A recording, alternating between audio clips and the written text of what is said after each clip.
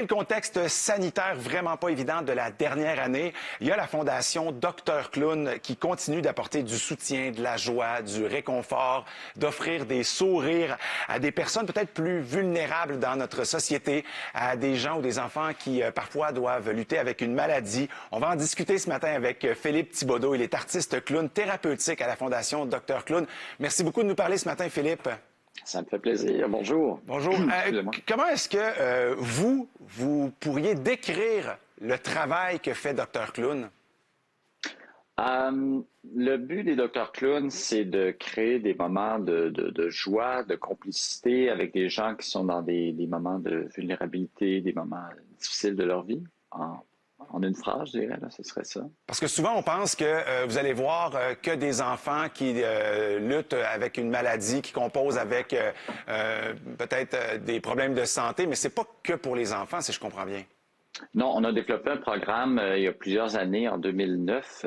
Ça s'appelle La Belle Visite, puis c'est un programme qui a été mis en place vraiment pour les aînés. Donc, c'est une famille, la famille La Belle. Et on porte des costumes d'époque, on joue de la musique qui peuvent raviver des souvenirs chez les aînés. Là, ici, on voit un mélange là, de Dr Clown, c'est Sainte-Justine avec Dr Frog et Dr Sanguine. Mais c'est ça, donc les costumes sont différents. Le but reste le même, redonner le pouvoir aux gens qui sont vulnérables. Mais c'est sûr qu'avec les aînés, l'approche est différente.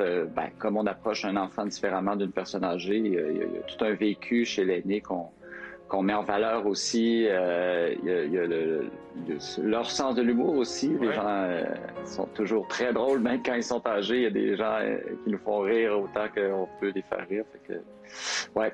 C'est deux approches complémentaires, je dirais. La dernière année a dû être, extrêmement difficile, épouvantable pour vous? Oui, ça a été une année, comme tout le monde, très, très difficile, beaucoup de remises en question. À un moment donné, on se demandait même, on a dit, coudonc, est-ce qu'on va continuer d'exister? Parce que nous, c'est les rencontres, notre travail. C'est de rencontrer en duo deux clowns qui rendent visite aux aînés, aux enfants. Puis là, pouf, ça a éclaté. Il y a eu plein de projets. Maintenant, on travaille dans les écoles primaires. On a travaillé virtuellement avec les écoles. On visite le Québec, partout au Québec, des écoles primaires. Ça a fonctionné, ça va rester. Il y a eu des projets avec les aînés. On écrivait des lettres, il y a eu de correspondance. On a organisé, ça passait d'ailleurs, je pense, sur vos ondes. On est allé avec une grue voir les aînés. Donc, ça n'a pas arrêté. Nos donateurs ont continué à nous supporter parce qu'ils voyaient qu'on était très proactifs puis qu'on continuait. Et puis, il y a eu d'autres projets qui sont nés. Ça a été vraiment... on est une cinquantaine d'artistes. Faut dire que je pense qu'on est tous des gens très créatifs. Puis la pandémie a un peu mis ça en lumière. C'est qu'on a fait, OK, il faut continuer notre mission. Puis comment on va faire? Puis on a trouvé plein de moyens. Vous êtes très créatifs. Vous avez même décidé de mettre sur pied un balado pour les enfants? Oui, exactement. Il y a un an environ, j'étais en pleine pandémie comme tout le monde, puis j'ai eu l'idée, ma fille en écoutait des balados pour enfants, elle a 5 ans, puis moi j'adore les balados, j'en écoute constamment des balados d'histoire. Et là j'ai fait, hey, mais on devrait en faire un pour rejoindre nos enfants qu'on peut plus aller visiter. Comme ça, on pourrait garder contact avec eux, puis eux pourraient entendre des clowns qu'ils connaissent, dont ils s'ennuient. Donc j'ai gardez la même formule, c'est un duo de clowns qui arrive, dans le fond, ça s'appelle Dr Clown dans tes oreilles, tout simplement. Puis voilà, fait que j'ai élaboré, écrit, puis j'ai eu l'aide de studio professionnel avec, c'est ça, fait que puis les artistes ont embarqué, c'était super. On va écouter un extrait justement de cette balado.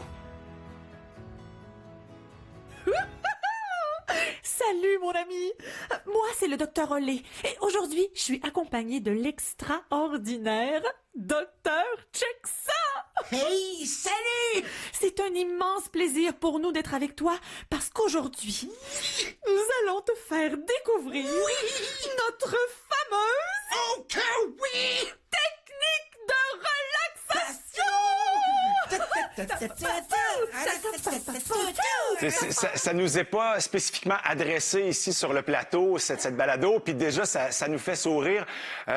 J'ai pu, moi, voir, évidemment, à travers Dr Clown, le bien que vous faites à des enfants. Je suis impliqué moi-même dans certains organismes. Puis c'est fou ce que vous avez aussi décidé de faire, c'est-à-dire ce que vous avez appelé les grandes retrouvailles. Oui, oui, ça c'est un autre projet qui est né récemment.